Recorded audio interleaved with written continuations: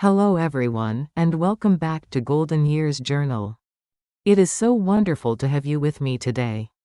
It's an absolute joy to connect with each and every one of you. Let me ask you a question. Have you ever felt like happiness is a big secret that everyone else knows, but you don't? Have you ever thought that joy is only for special occasions, like birthdays or holidays? We often believe that for our lives to feel joyful, we need huge, life-changing events. A big lottery win, a surprise trip around the world. But let's be honest, chasing those kinds of things can feel exhausting. My knees ache just thinking about it. Who's with me on that? You can type, "My knees agree," in the comments below. But what if I told you that joy isn't a destination? What if it's not a big event at all? What if it's a small, quiet feeling that you can invite into your life every single day? A little bit at a time. Think of your life like a beautiful tapestry. It's not woven with one single, giant thread. It's made of millions of tiny, colorful threads woven together. Our joy is just the same. It's built from little habits, little moments, little acts of kindness to ourselves. Today, we are going to explore some incredibly simple, yet profoundly powerful, little habits. These aren't about overhauling your life or setting impossible goals. They're about finding the magic in the ordinary, the happiness hiding in plain sight. And the best part? All of these habits are supported by fantastic scientific research. So, they actually work. Now, get comfortable, grab a warm cup of coffee or tea, and let's get started. Are you ready to plant some seeds of joy in your life? Let's go. Habit 1, the magic of gratitude, your daily dose of sunshine. Our first little habit is so simple. You'll wonder why you didn't start it sooner. It's the practice of gratitude. Gratitude is about consciously recognizing and appreciating the good things in your life. Even the tiny, seemingly insignificant things. The science behind this is truly amazing. Dr. Robert Emmons, a leading expert on gratitude, has done extensive research that shows how it can literally rewire our brains. When we practice gratitude, our brain produces more dopamine and serotonin, the feel-good chemicals. It's like giving your brain a little spa day. Studies from the University of California, Davis, have shown that people who keep a gratitude journal feel more optimistic, more energetic, and more compassionate. They even report better sleep and a stronger immune system. It's like a happiness booster shot for your entire body and mind. We often have a natural tendency to focus on what's wrong or what we don't have. It's human nature, I suppose. But that's like living in a beautiful house and only ever staring at the one little scuff mark on the floor. Gratitude helps us look up and see the whole beautiful house. The light streaming through the window. The beautiful photographs on the wall. The people we love. It's about shifting our focus. Let me tell you about Peter. Peter is a kind-hearted man, 70 years old. When I first met him, he was feeling quite lost. He'd recently retired from a very busy job and felt like his life had lost its purpose. Every day felt the same. He told me. Nothing special ever happened. The house was too quiet. I just felt invisible. It was so sad to hear. But then, I suggested a little habit. Every night, before he went to sleep, he would write down just 3 things he was grateful for from that day. They didn't have to be big things. He would write down sentences like, I had a long, wonderful phone call with my son today, and we laughed a lot. Or I took a walk and felt the warm sun on my face. Or the coffee I had this morning was absolutely delicious. It was a small change. But over a few weeks, something amazing happened. Peter's whole perspective shifted. He wasn't focused on what was missing anymore. He started noticing the beautiful little moments that had been there all along. He was planting seeds of joy in his garden every single day. He started to see his quiet house not as lonely, but as peaceful. He began to feel truly blessed. The Roman philosopher Cicero wisely said, "Gratitude is not only the greatest of virtues, but the parent of all others." It's the foundation of a happy life. What are 3 things you are grateful for today? Think about it. Maybe it was a simple kindness from a stranger, the taste of your favorite food, or just the sound of birds outside your window. Share one in the comments below. It's a great way to start spreading the joy. Habit 2, the joy of movement, little steps, big benefits. Our second little habit is all about moving your body. Now, don't worry, I'm not talking about joining a gym or training for a marathon. Unless you want to. You go, you magnificent humans. I'm talking about simple, gentle movement. The kind that feels good. The kind that makes you smile. The kind that doesn't require a lot of fancy equipment. The science behind this is so powerful. Dr. Robert Butler, a pioneer in geriatric medicine, emphasized that physical activity is crucial for healthy aging. Studies from the National Institute on Aging show that regular, gentle exercise can improve your mood, boost your energy, and even sharpen your memory. It helps release endorphins, the body's natural painkillers and mood lifters. It's like a magic pill for your whole body and mind, with no bad side effects. We all know how easy it is to just sit down and get comfortable. 1 minute you're watching TV, and the next thing you know, 2 hours have gone by. And your body feels a little stiff. Right? So let's not get too comfortable. Let's get a little active. Even just getting up to get a glass of water counts. I'd like you to meet Margaret. Margaret is a very lively 74-year-old. But a few years ago, she felt she was losing her strength and confidence. She was afraid of falling and started to avoid going out. My legs felt weak, and my balance was terrible, she told me. I was terrified of tripping. I felt like I was becoming a prisoner in my own home. It just wasn't worth the risk. My heart just broke hearing that. But her physical therapist suggested a tiny habit. A 15-minute walk around her neighborhood every morning. She didn't have to walk fast. She just had to walk. She could stop and rest whenever she needed to. Slowly but surely, those 15-minute walks started to change everything. Margaret's muscles got a little stronger. Her balance improved. She began to feel more confident and free. She realized she wasn't just walking, she was reclaiming her life. Now she walks an hour a day with her friends.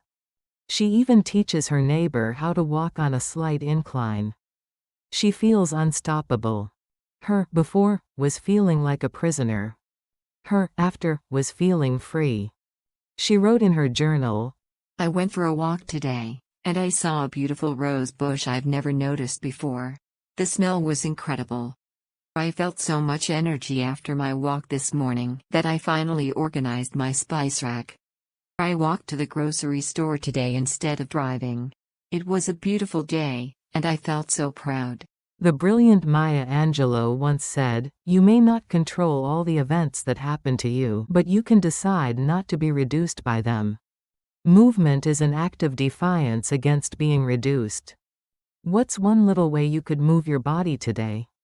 A stretch? A walk to your mailbox? A little dance in your kitchen? Share your ideas in the comments. Let's get moving. Habit 3, the sweetness of connection, nurturing your bonds. Our third delightful habit is all about connection. We humans are social creatures. We thrive on community and love. It's in our DNA.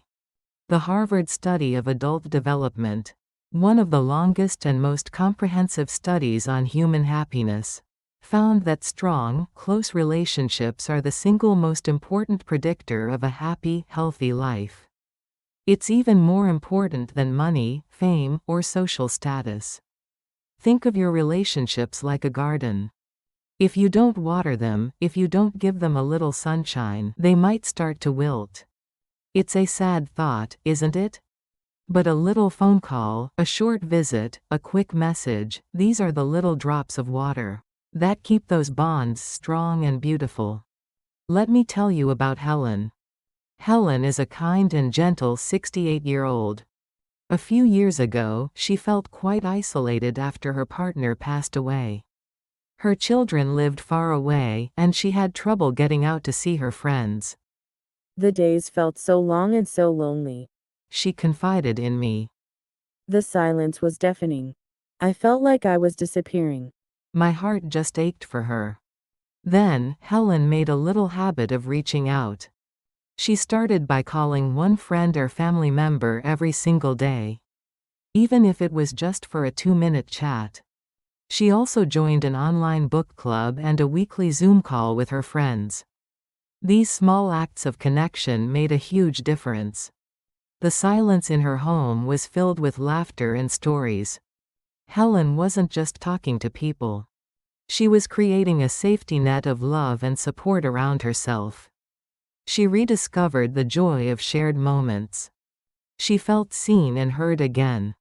She wrote in her notebook, I had a wonderful video call with my granddaughter today. We laughed so hard my cheeks hurt. My neighbor invited me over for tea, and we talked for an hour. It felt so good to just chat and share stories. I sent a card to my sister, just to say hello. and she called me a few minutes later, crying with happiness. It was such a special moment. The brilliant Helen Keller once said, "Alone we can do so little, together we can do so much." Let's all find ways to nurture those connections that enrich our lives. Who is one person you could reach out to today? A friend, a family member, a neighbor? Just send them a quick text or give them a call. Let them know you're thinking of them. And tell us in the comments, who are you grateful to have in your life? Habit 4, the magic of mindfulness, finding joy in the present moment. Our fourth little habit is all about a simple but powerful idea. Living in the present moment. It's called mindfulness. In our fast-paced world, it's so easy to let our minds race. We replay old memories. We worry about things that might happen tomorrow. But what happens to the here and now? It just slips away, like sand through our fingers. The practice of mindfulness is backed by a lot of scientific research. Studies show that a little bit of mindfulness can literally change the structure of our brains. It can reduce stress, improve your mood, and even help you think more clearly.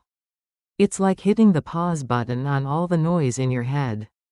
Have you ever been eating a piece of delicious cake? But you're so busy thinking about your to-do list that you don't even taste it? Mindfulness is the opposite of that. It's about really savoring that cake. It's about being fully present in whatever you're doing. Even if it's just folding laundry. Okay, that might be pushing it a little bit. Let me introduce you to Arthur. Arthur is a very energetic 72-year-old. But for many years, his mind was constantly racing.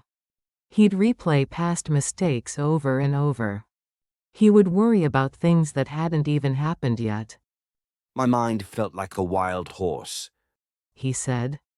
Always running, never resting. I never felt peaceful. It was exhausting. Then, Arthur started a little habit. He would take just 5 minutes each day to focus on his breath. He would sit quietly and simply notice the air going in and out of his lungs. He would try to notice the sounds around him without getting distracted. Slowly, Arthur started to feel a sense of calm. He learned to let go of those racing thoughts, even if just for a few moments. He started to notice the beauty around him, the color of the sky, the sound of the wind, the feel of the carpet under his feet. He was learning to be present. And in that presence, he was finding so much joy. He wrote in his journal, I was making my bed this morning, and I stopped to really feel the soft blanket. It was a beautiful, peaceful moment. I heard a cardinal singing outside my window. I sat and listened to the whole song. It was lovely. I was having my afternoon tea, and for the first time in a long time, I actually paid attention to the warmth of the cup in my hands. It felt so nice. The wise Thich Nhat Hanh once said, "The present moment is filled with joy and happiness. If you are attentive, you will see it." Let's try it right now. Wherever you are, just take a deep breath in. And slowly breathe out. What do you feel? What do you hear? What do you see? Share your experience in the comments. Habit 5, the delight of learning, keeping your mind young. Our fifth and final habit is all about keeping your mind young. It's about the joy of learning something new. You know what they say, use it or lose it. And that's especially true for our brains. The more we use our minds, the stronger and healthier they become. Neuroscientists have proven that lifelong learning can create new neural pathways in our brains, which improves cognitive function and memory. It can even help protect against cognitive decline. It's like giving your brain a fun and invigorating workout. Maybe you think you're too old to learn something new. Or maybe you're worried about technology. Well, I have a little secret for you. Learning a new skill isn't about becoming an expert. It's about the pure delight of trying something new. And it's never too late. Let me tell you about Beatrice. Beatrice is an amazing 80-year-old. She always felt that she wasn't tech-savvy. The thought of using a computer or a smartphone filled her with dread. "It all just seems so complicated," she would say to me. "I'm just not a modern person. I'm too old to learn." But her grandson, Leo, was a patient teacher. He created a little habit for her. He would come over once a week and show her just one new thing on her tablet. Just one. It might be how to send a text message with emojis. Or how to find a recipe online. Or how to watch a movie on her tablet. Little by little, Beatrice's confidence grew. She discovered the joy of connecting with her family through video calls. And the endless world of information available at her fingertips. She was learning, and she loved it. She even sent me a selfie with a funny filter the other day. Her before was fear. Her after was empowerment. She wrote to me in an email, "I learned how to video call my grandson today. It was wonderful to see his face so clearly. I watched a video on how to change a light bulb, and I did it myself. I feel so independent. My grandson taught me how to find the weather forecast on my phone. Now I know exactly when to water my garden." The great Albert Einstein once said, "Intellectual growth should commence at birth and cease only at death." Let's all be lifelong learners. What's one little thing you've always wanted to learn? Maybe a new recipe? A new craft? How to use a new app? Share it in the comments below. And why not take one small step towards it today? Even watching a 5-minute tutorial video counts. Little habits, big joy. So there you have it. 5 simple yet powerful little habits that can bring more joy into your daily life. Practicing gratitude. Embracing movement. Nurturing connections. Living mindfully. And delighting in learning. Remember, it's not about making huge, dramatic changes overnight. It's about those small, consistent steps. It's about planting one seed at a time. It's about being patient with yourself and celebrating every small victory. These are little gifts you can give yourself, every single day. It is never too late to cultivate more happiness. You have the power to sprinkle a little extra joy into each and every day. And I truly believe that these little habits can help you do just that. Which of these little habits are you going to try this week? Let me know in the comments below. And if you enjoyed this video, please give it a thumbs up and share it with someone who might find it helpful. Don't forget to subscribe to Golden Years Journal for more tips and inspiration for living your best golden years. Thank you so much for joining me today. Remember to be kind to yourselves, to appreciate the little things, and to keep that joy growing. Until next time, take care.